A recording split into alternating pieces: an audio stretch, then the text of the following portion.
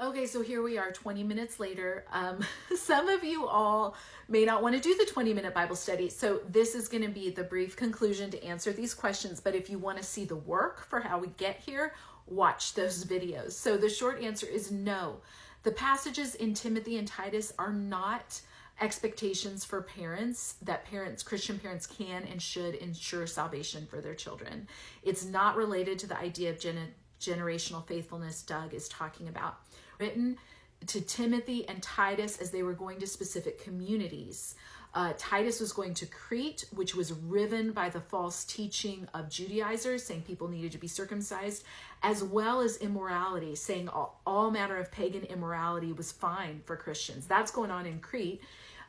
Timothy was going to a community riven by angry quarrels, people claiming spiritual authority by looking at these genealogies in the Torah and resulting practices. So Paul is saying to both of these men, go to these communities, correct the problematic teaching, teach sound doctrine, and raise up some new leaders with integrity. Well, how were Timothy and Titus going to know who had integrity?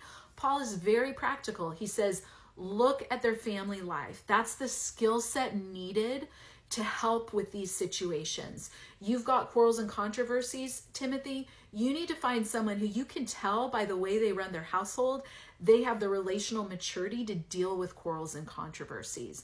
That's what the managing household means. It doesn't mean Christians should be seeking perfection in managing their households. It's saying in a church riven by controversies and quarrels, you need someone with maturity and skills, patience, long-suffering, not violent, not angry, not quarrelsome.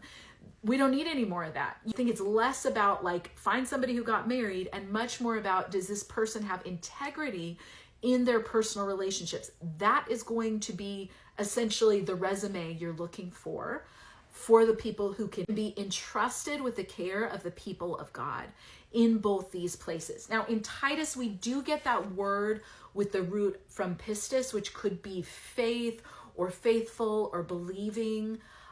Whether that means look for leaders that have children who've made a profession of Christian faith, or whether it means look for leaders whose children are living lifestyles of integrity and faithfulness, I would lean toward that interpretation myself, given the context of Crete and the immoral living going on there. Again, the leader needed to help root out the immorality going on in the church is going to be someone who has been able to cultivate that kind of culture in his own family. So not someone who's tolerated immorality in his household. You don't want that person to try and help this church that's fallen into immorality. You want someone who's shown the skills to deal with that. I think it could also maybe have something to say with a rejection of the Judaizer influence, to say you're not looking for someone who's all caught up in circumcision. You're looking for someone who understands the importance of faith. A lot of times people do look here for principles of who do we want to hire as a pastor? What kind of qualifications are we looking in our leaders? And I think that's fair. There are wonderful character qualities in these lists. I don't think they're checklists.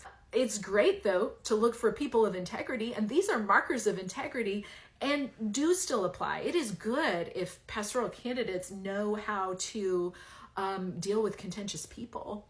It is good if they know how to speak to situations of immorality. It is good if they know how to be gentle and temperate and patient and not addicted to wine and not arrogant. I mean, these are all really good character qualities. What it certainly isn't is some sort of burden to put onto Christian families and say it's somehow on you to procure this outcome in your child's faith. It's really not about the child at all, and it's not about all parents everywhere at all. This is about finding a qualified leader for these contexts. And the church has sometimes used these as templates and other times has looked at other passages, right? You have whole corners of the church that elevate 1 Corinthians 7 over these passages and say, no, we want celibate, single people who aren't distracted by the things of family so they can really focus on the ministry and serving the church. And you have others who look at this and still say, no, we really do want that.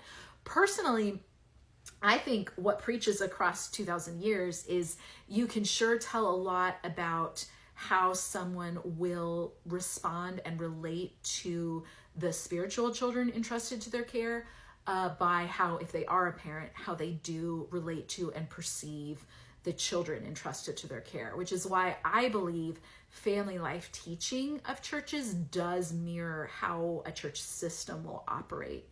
But anyway, I'd love to hear from you. I hope that answers your questions. This also was not a short reel. I'm sorry.